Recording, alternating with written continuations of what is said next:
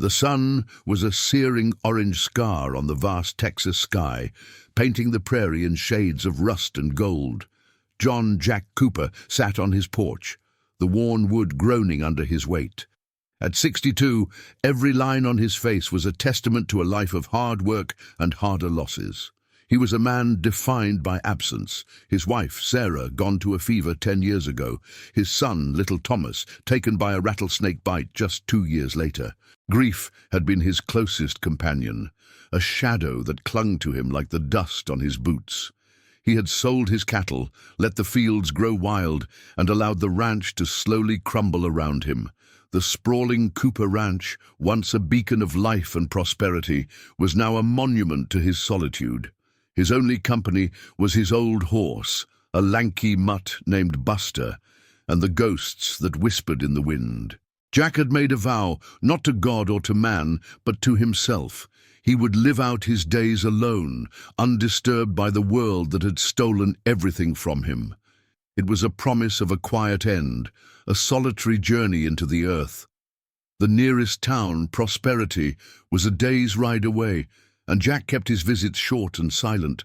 The townsfolk, once his friends and neighbors, now saw him as a recluse, a ghost haunting his own land. He didn't mind. He preferred the silence of the prairie to their prying eyes and empty condolences. Loneliness was a choice he had made, a shield he had built around his heart. As the last sliver of sun dipped below the horizon, a strange dust cloud appeared on the distant plains. It wasn't the usual herd of wild mustangs or a passing stagecoach. It was smaller, moving with a desperate, erratic purpose. Jack squinted, his hand a visor over his eyes. As they drew closer, he saw them, 3 figures, silhouetted against the fading light.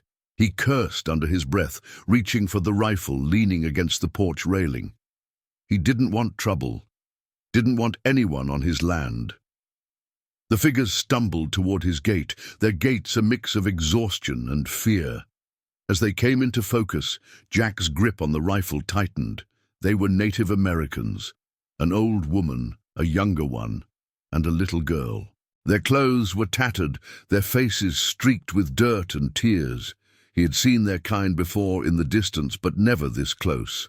Never on his land. The oldest woman, her face a map of age and sorrow, held the little girl by the hand. The younger woman, her eyes wide with terror, looked back over her shoulder as if pursued by a demon. They stopped at the fence line, their pleading eyes meeting his. The old woman's voice was a low rasp, a sound of desperation. She spoke in broken English, the words barely audible. "Please, shelter us tonight. The soldiers, they came. They took our village. We have nowhere to go." Jack felt a jolt, a conflict of emotions he hadn't experienced in years. His vow of solitude warred with a primal human instinct to help. He saw their fear, a raw, undeniable terror that mirrored the emptiness in his own soul. He looked from the old woman to the young one, and finally to the little girl who clutched a small, worn doll. Their desperation was a tangible thing, a force that pushed against the walls of his self-imposed prison. He saw no threat, only a profound, heart-breaking need. He lowered the rifle, the wood cool against his palm. "Stay by the fence," he said, his voice rusty from disuse. He didn't invite them in. Not yet. He wouldn't break his vow so easily.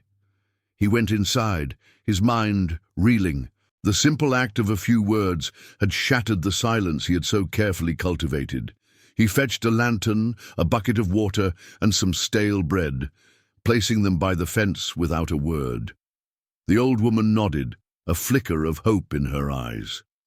Jack watched from his porch as they huddled together, the 3 of them, a small island of humanity in the vast, unforgiving darkness of the prairie. Jack awoke to the soft sound of rain pattering on the tin roof, a rare and welcome sound in the arid Texas climate.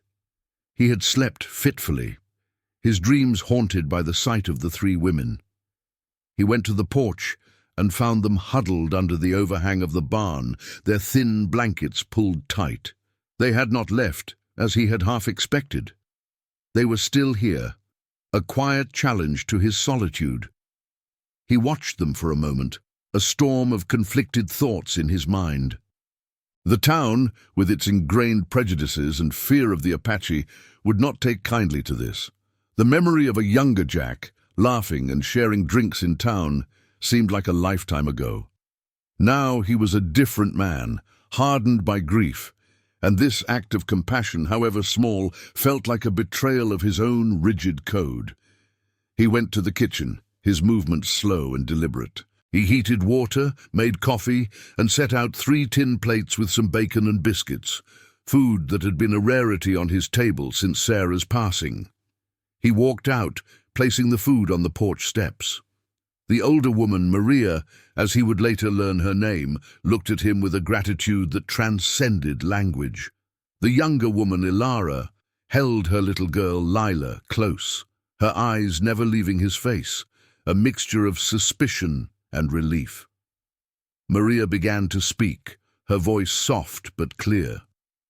She explained their journey, a harrowing tale of a U.S. cavalry patrol turning on their village, a brutal, unprovoked massacre. They had escaped in the chaos, fleeing for days, eating roots and drinking from muddy streams. Her words painted a picture of terror and loss, a grief so profound it resonated with his own. He heard about her husband, a respected elder, and Ilara's husband, a brave young warrior, both killed in the attack. The little girl, Lila, was Ilara's daughter. They were 3 generations of widows, their lives a string of tragedies. Jack listened, his face a mask of stone, but inside, the walls of his heart were beginning to crack. He saw not just Apache, but a mother, a daughter, and a granddaughter. They were a family, albeit a broken one. They were a reflection of the family he had lost. For a fleeting moment, he saw Sarah and little Thomas in their place, running from some unseen terror, and the thought was enough to break his resolve. "The barn is old, but it will keep the rain off," he said, his voice gruff. "The stalls are empty. You can sleep there. There's a well out back." He didn't wait for their thanks, turning and going back inside, his hands trembling. He had given them shelter, a small, temporary respite. He had broken his vow. But the feeling that washed over him wasn't regret. It was a faint, almost forgotten sense of purpose. The days that followed fell into a quiet routine. The 3 women were not a burden. They were a presence. They kept to themselves, working in a silent, coordinated rhythm. They mended their clothes, gathered wild herbs from the fields, and tended to the small vegetable patch behind the house that Jack had long abandoned. The silent work was their way of showing gratitude, a language of actions that he understood better than words. Jack, for his part, tried to maintain his distance. He ate his meals alone on the porch, worked on the fences he had let fall into disrepair, and spent long hours with Buster walking the land. But he couldn't ignore them. The house, once silent and filled with ghosts, now had the soft murmur of women's voices, the quiet laughter of a child. Lila, the little girl, was a curious, bright-eyed thing. She would often follow him at a distance, a silent shadow, her presence both a comfort and a sharp reminder of the son he had lost. One afternoon, as Jack was fixing a broken fence post, a little hand slid a carved wooden horse into his palm. He looked up to see Lila, her face serious, her eyes questioning. The horse was crudely but lovingly carved, a small gift from a small person. He looked at the horse, then at her, and for the first time in years, a genuine, if fleeting, smile touched his lips. He knelt down and in a soft voice asked her, "Did you make this?" She shook her head and pointed to Maria. Jack looked over and saw the old woman nod, her hands busy with mending a shirt. That night, as he sat on the porch, he held the wooden horse in his hand. It was a simple object, but it held a weight far beyond its size. It was a peace offering, a gesture of thanks, a bridge between 2 worlds that should have remained separate. He felt a warmth in his chest, a strange, unfamiliar feeling that made him both uncomfortable and alive. The silent sanctuary he had built for himself was no longer silent. It was no longer his alone. Maria began to join him on the porch in the evenings, a quiet presence by his side. They didn't speak much at first, but their silence was different now. It was a comfortable, shared quiet, not the heavy, isolating silence he had known for so long. She would point out constellations he hadn't noticed in years, share stories of her childhood in the mountains, and speak of her husband with a quiet reverence. Jack found himself opening up, slowly, tentatively, sharing snippets of his own life, of Sarah's kind heart and Thomas's mischievous smile. Their conversations were a slow dance, a careful unfolding of two lives marked by sorrow. Jack began to see Maria not as a desperate refugee, but as a woman of strength and grace, her spirit unbent despite the hardships she had faced. Her wisdom was profound, her understanding of the human heart deep. The initial spark of compassion had blossomed into a fragile, unexpected friendship. The town of Prosperity was a hive of gossip, and it didn't take long for the news to reach them. A rider, a young ranch hand, had seen smoke from Jack Cooper's land, a sign of life where there had been none for years. Soon, rumors spread like wildfire. Jack Cooper's got Injuns living with him. He's lost his mind. They'll steal his cattle and kill him in his sleep. Sheriff Thompson, a man of quiet authority and a long-time acquaintance of Jack, heard the whispers and decided to pay a visit. He rode out alone, his face a grim mask. He found Jack on his porch, a book in his hand, Maria sitting a few feet away, weaving a small basket. The sight was so incongruous, so strange, it made Thompson stop in his tracks. "Jack," the sheriff said, dismounting. His voice was low, cautious. "The townsfolk are talking." Jack put his book down. "Let them talk." Thompson took a deep breath. "They're scared. The Apache, there's bad blood, Jack. You know that." "They are 3 widows and a child, Thompson," Jack replied, his voice firm. "They have nothing and no one. They are running from a massacre." Thompson's gaze shifted to Maria, who continued her weaving, her face impassive. "Is that what they told you?" "That is what they told me," Jack said, his eyes meeting the sheriff's squarely. "And I believe them." Thompson sighed, running a hand through his hair. "Look, Jack, I'm not here to tell you what to do, but I'm telling you this is going to cause trouble. Folks are talking about forming a posse. They want them off your land, off their land." "This is my land," Jack retorted, his voice rising, "and they're not going anywhere." Thompson's visit was a wake-up call. The world that Jack had so carefully walled off was now at his door, threatening to tear down the fragile peace he had found. The fear and prejudice of the townsfolk were a tangible threat, a storm brewing on the horizon. He knew he couldn't fight them alone. He had to protect Maria, Ilara, and Lila, not just from the elements, but from the very people he had once called neighbors. That night, he sat on the porch with Maria. He told her about Thompson's visit, about the town's fear. She listened, her hands still. "We have brought you trouble," she said, her voice filled with sorrow. "We should go." "No," Jack said, the word coming out with a surprising force. "No, you won't. I made a promise to protect you, and I will." It was a new vow, born not of loneliness, but of a quiet, fierce affection. It was a vow that would pit him against the very society he had left behind. The next morning, Jack made a decision. He had to get help, had to find someone who would see the women for who they were, not for what they represented. He rode into Prosperity, a place he had avoided for so long, and sought out one of the few people he still trusted, Mary Beth, the town's elderly doctor and a woman of immense compassion and a sharp mind. He found her in her small, cluttered office, a stethoscope around her neck. He laid out the entire story, the flight of the 3 widows, the massacre, his initial reluctance, and the growing threat from the town. Mary Beth listened, her face a mixture of concern and a growing sense of respect. "Jack," she said, her voice soft. "You have always been a good man even when you tried to hide it." She agreed to help. The next day, she rode out to the ranch, her saddlebags filled with medical supplies. She examined the women tending to their wounds, which were far more severe than Jack had realized. She spoke to them in a calm, reassuring voice, her presence a balm to their weary spirits. "They are suffering from exhaustion and malnutrition," she told Jack later. "But their spirits are strong, and that little girl, she's a survivor." Mary Beth's visit was a turning point.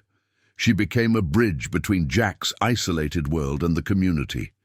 She was a respected figure, and her quiet support began to slowly sway a few of the more reasonable townsfolk. She talked to the local storekeeper, convincing him to sell Jack supplies without questioning his purchases. She spoke to the schoolteacher, a kind woman who had always admired Jack, explaining the situation and asking for her discretion. Yet, the opposition was still strong. A group of men, led by a local hothead named Miller, continued to agitate. They believed the women were spies, that their presence would incite further conflict with the Apache. They saw a threat where there was none, their fear fueled by prejudice and the grim history of conflict on the frontier. Jack and Maria's bond deepened during this time of shared adversity. The romance that had been a faint whisper was now a palpable force. They spoke of their pasts, not with bitterness, but with a quiet acceptance. Jack learned that Maria was a healer, a keeper of ancient remedies, and a deeply spiritual woman. Maria learned that Jack was a man of great kindness, hidden beneath layers of grief and solitude. They found a shared solace in each other's presence, a quiet understanding that transcended their different cultures. He would find himself watching her as she moved, her movements graceful and deliberate. She would catch his eye, and a small, knowing smile would pass between them. It was a love born not of a sudden spark, but of a slow, careful mending of two broken hearts. The tensions escalated. A few nights later, Jack was woken by the sound of splintering wood. He grabbed his rifle and ran outside to see two men on horseback, riding away into the darkness. They had used axes to chop down a section of his fence, a deliberate act of vandalism and intimidation. He found a note tied to a post, the words scrawled in an angry, jagged hand, "Get rid of them or we'll do it for you." The message was clear. They were no longer just talking. They were acting. The next day, Jack rode into prosperity, his face a storm cloud. He went straight to Sheriff Thompson's office, the note crumpled in his fist.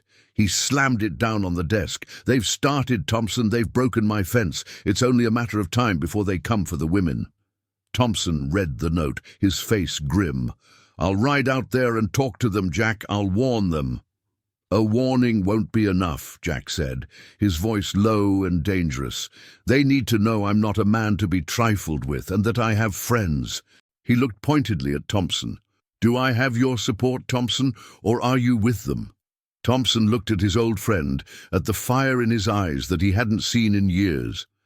He thought about the three women, their faces drawn and tired, and the little girl with the worn doll.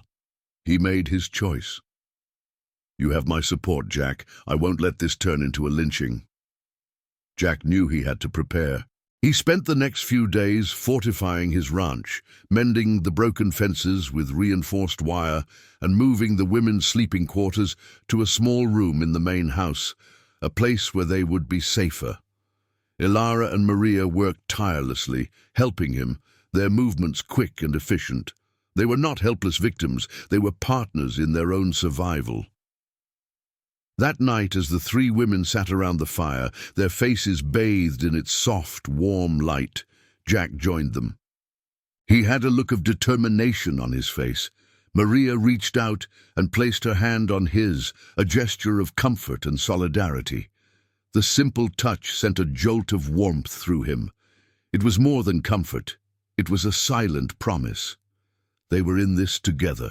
Miller and his group, emboldened by the lack of immediate retaliation from Sheriff Thompson, decided to take matters into their own hands. They planned a raid on Jack's ranch. The talk in town was ugly, filled with a mixture of fear and bravado. A few of the men, less radical than Miller, voiced their concerns, but they were quickly silenced by his angry rhetoric. The night was dark, the moon a sliver of silver hidden behind the clouds.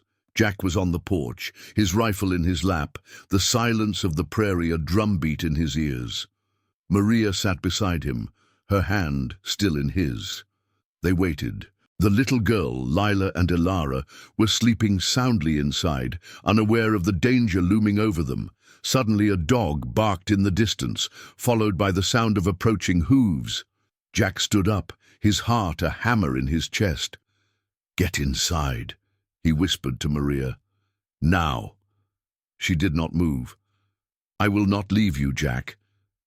He didn't argue. There was no time. He moved to the edge of the porch, raising his rifle. A line of men on horseback, a dark, menacing silhouette, rode toward his house. Miller was in the front, a torch in his hand. "Cooper!" Miller's voice was a rough shout. "Send them out! We're not looking for trouble with you, but we'll take them off your hands, one way or another." "You're on my land, Miller." Jack's voice boomed across the silent prairie, his voice steady, unafraid. "I suggest you turn around and ride home." Miller laughed, a harsh, grating sound. "Don't be a fool, old man. We have the numbers. Do you have the law?" A new voice, calm and authoritative, cut through the night. Sheriff Thompson rode out from the darkness, a small group of his own men behind him. They were the more reasonable townsfolk, men who respected Jack and had been convinced by Mary Beth and the schoolteacher. "Thompson, what are you doing here?" Miller spat. "This ain't your business." "It is when you're threatening a man on his own land," Thompson said, his hand on his revolver. "And you're threatening women and a child. I won't stand for it, Miller. You and your men ride out now, or I will arrest every last one of you for trespassing and attempted assault." A tense standoff ensued. The two groups faced each other, their rifles and revolvers glinting in the faint moonlight. The air was thick with tension, a single wrong move away from a bloody shootout. Then, from the darkness, a figure emerged. It was Ilara, her face a mask of quiet courage. She held Lila in her arms. She walked to the porch, her eyes defiant, and stood beside Jack and Maria. The sight of the three women, so vulnerable and yet so strong, was a powerful deterrent. They were not the wild, dangerous creatures of rumor. They were a mother, a daughter, and a granddaughter. Miller's men shifted uncomfortably, their bravado faltering.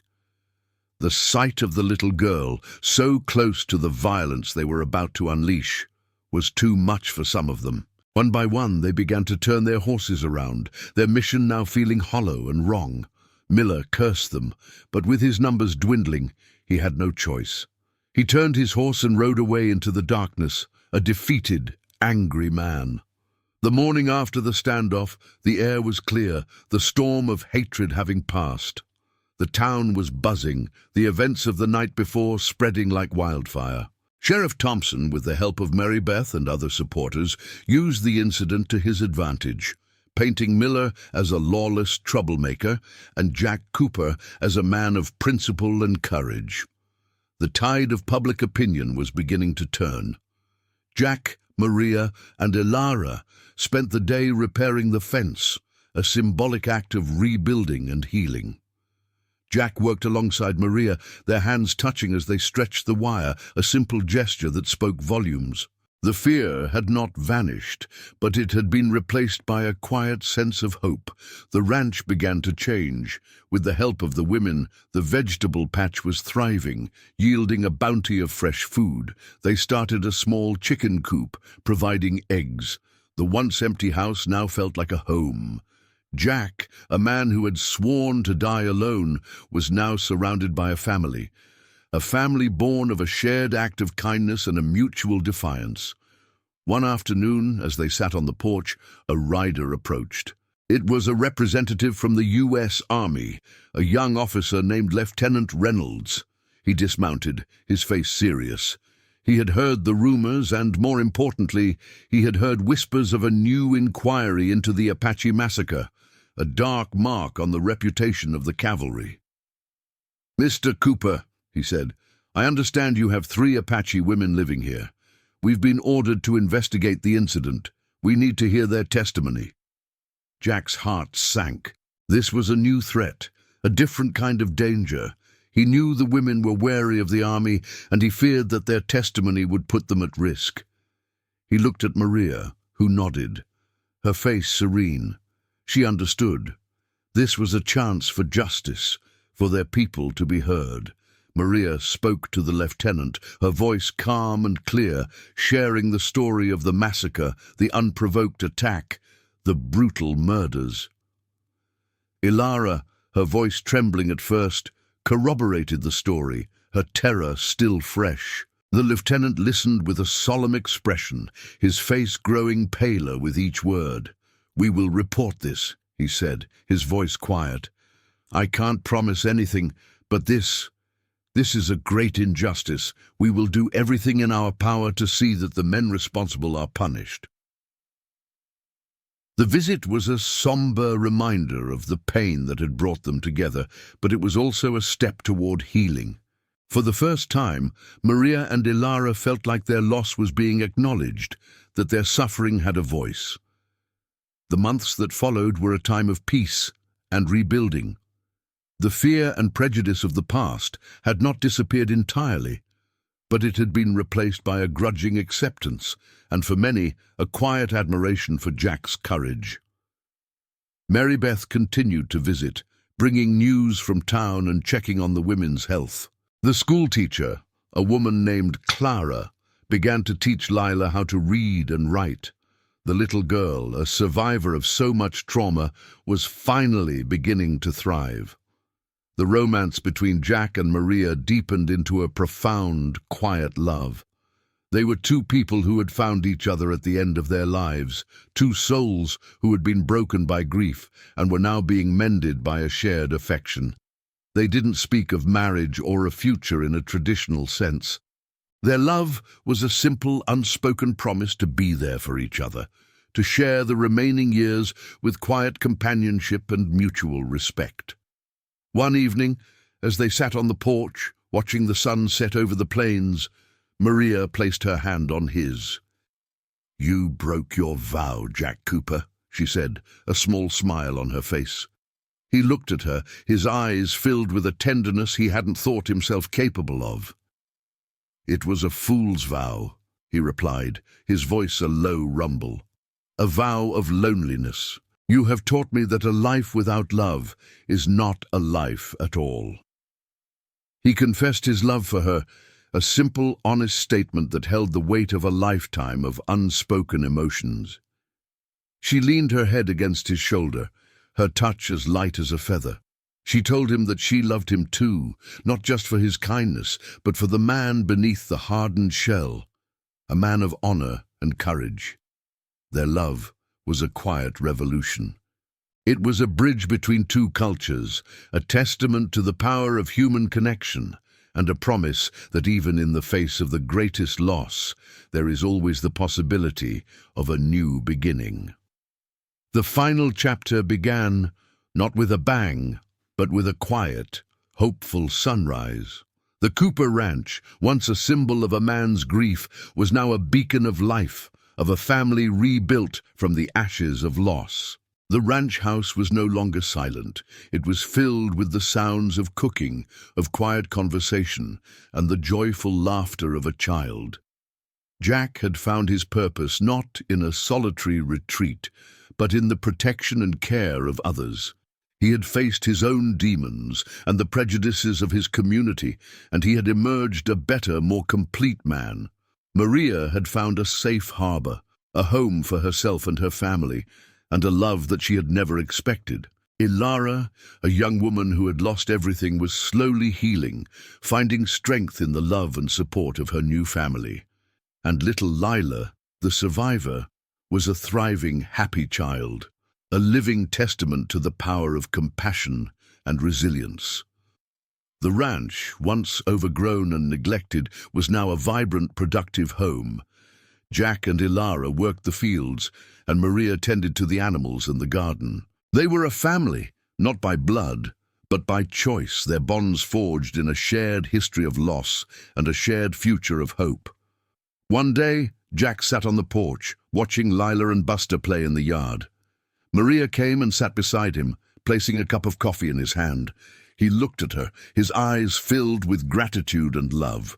He had been a man who had vowed to die alone, a man who had believed his life was over, but in the most unexpected of ways, it had just begun. The horizon, once a symbol of his solitary journey, was now a canvas for a new life, a new family, and a love that had defied all odds. He was no longer a retired rancher waiting to die. He was a man who had found his purpose, his family, and his heart. He was home.